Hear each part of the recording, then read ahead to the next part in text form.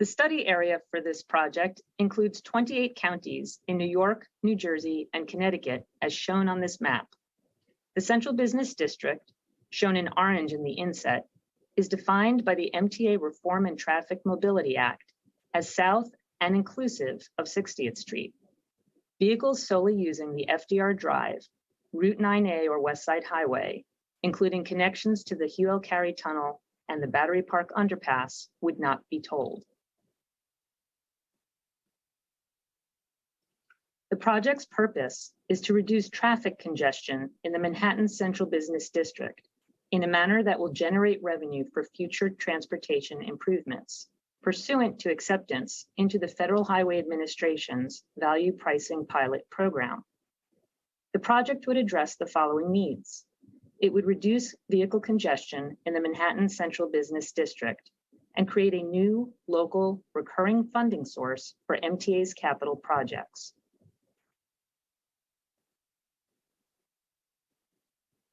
The project purpose is further refined by these 4 project objectives. The project would reduce daily vehicle miles traveled, or VMT, within the Manhattan Central Business District. It would reduce the number of vehicles entering the Manhattan Central Business District daily.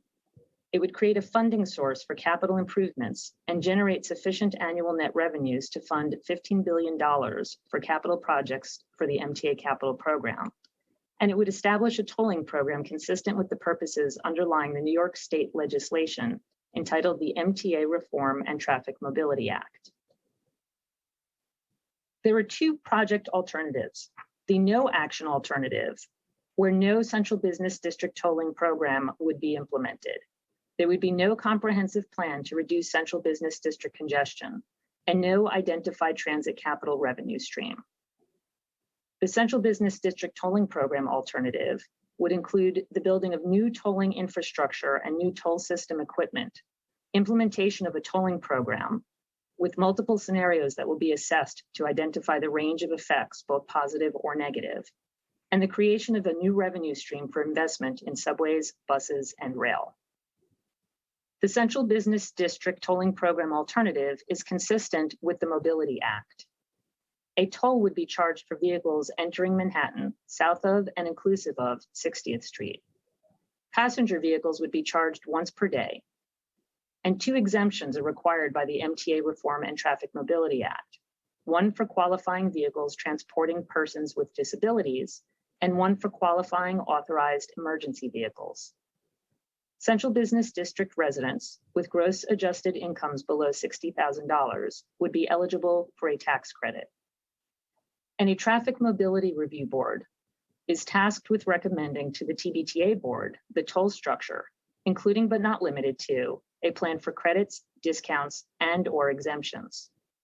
Recommendations by this Traffic Mobility Review Board will be informed by a traffic study and must take into account multiple criteria, including the ability to generate revenue required, the impact on traffic patterns and volumes, public safety, and air quality, among others.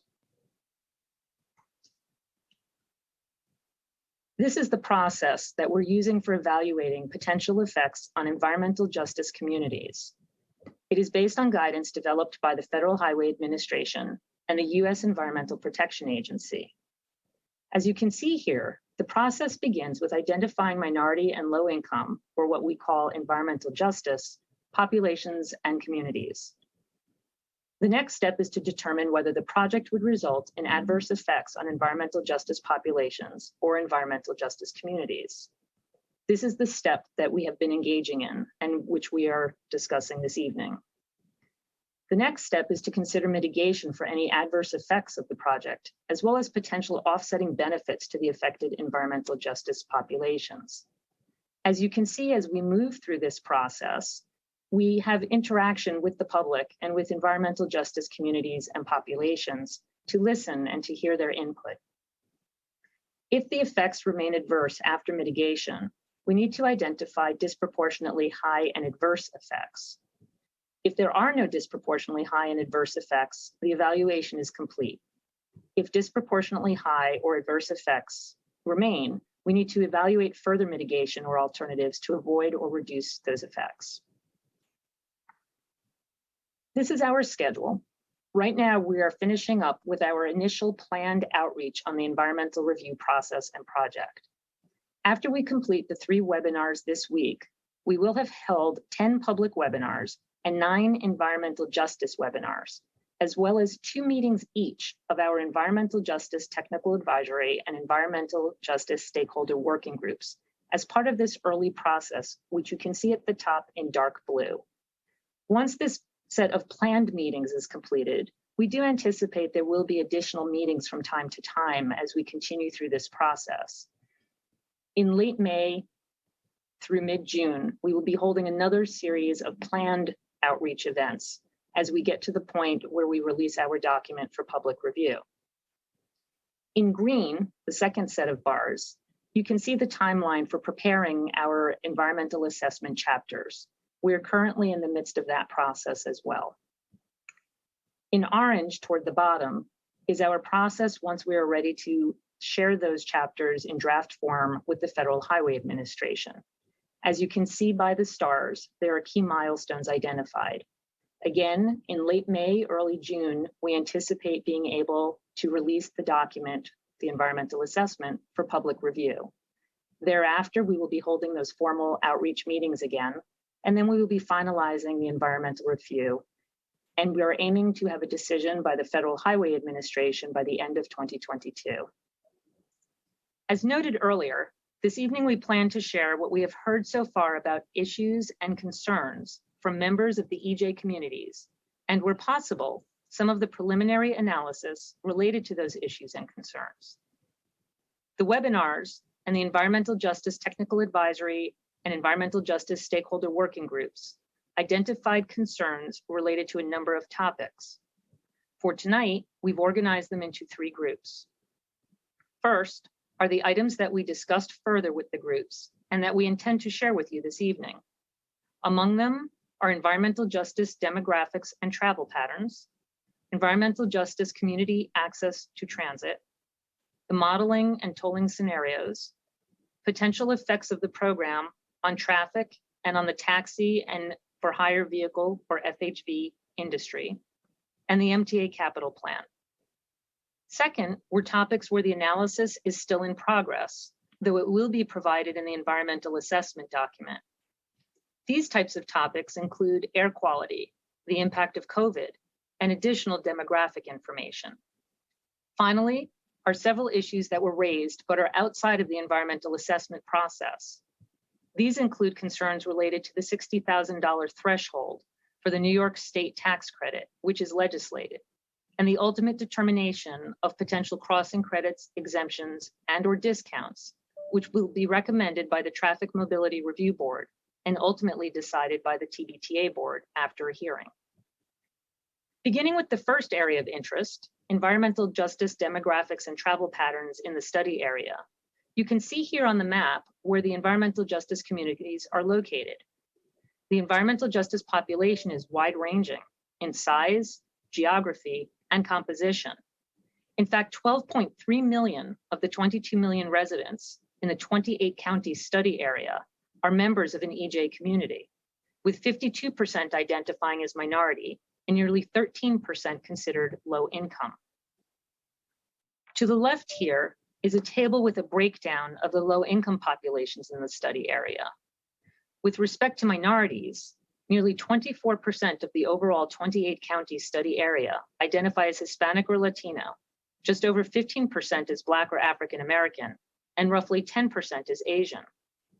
To the right, you can see that in the Central Business District, the share of the population that identifies as minority is roughly 42%, with 20% who identify as Asian, nearly 14% as Hispanic or Latino, and just over 5% as Black or African American. As we look to the other parts of the study area in New York, the rest of New York City beyond the Central Business District has the highest proportion of minority communities, with 70% identifying as minority, just over 30% Hispanic or Latino, roughly 23% Black or African American, and 13.5% Asian. By comparison, the share of the population represented by minorities in the suburbs to the north of New York City and on Long Island is lower, but still roughly 40%. Hispanics or Latinos represent nearly 21% and 18% of the population, respectively, while Blacks or African Americans account for over 11% and 9%, and Asians account for close to 5% and nearly 7%.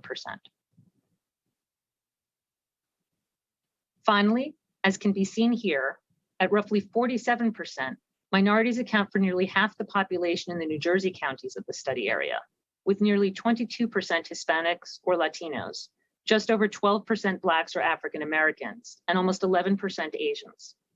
Connecticut minorities, like the suburbs to the north of New York City and Long Island, make up closer to 40% of the population there, with roughly 19% Hispanics or Latinos, almost 12% Blacks or African Americans, and nearly 5% Asians. During our discussions, concerns were raised regarding the $60,000 threshold for the New York State tax credit related to those whose primary residence is within the central business district. Although this threshold is legislated, we thought it helpful to show how many of the households within the central business district would qualify for that tax credit. As you can see here, it's roughly 40%, or 125,000 out of 320,000 households. I'm now going to turn this over to my colleague, Nicola Angel, Acting Vice President in TBTA, to walk you through the access to transit, the modeling, and potential effects of the tolling program. Thank you, Allison. We've said that many EJ communities would benefit from the investment in rail and transit resulting from the Central Business District tolling program. Here you can see why. Nearly 90% of all trips by low-income individuals traveling to the Central Business District are made using transit. That is subways, buses, commuter rail, light rail, and ferries. In the AM peak period, this figure rises even higher to 95%. As you can see here, only 2% of the trips by low-income travelers are made by car alone when traveling to the Central Business District. That compares to 10% of all trips across all income ranges. As noted earlier, nearly 90% of the trips to the CBD by members of the EJ communities are made using transit. The map and chart here helps us understand how close these travelers are to transit.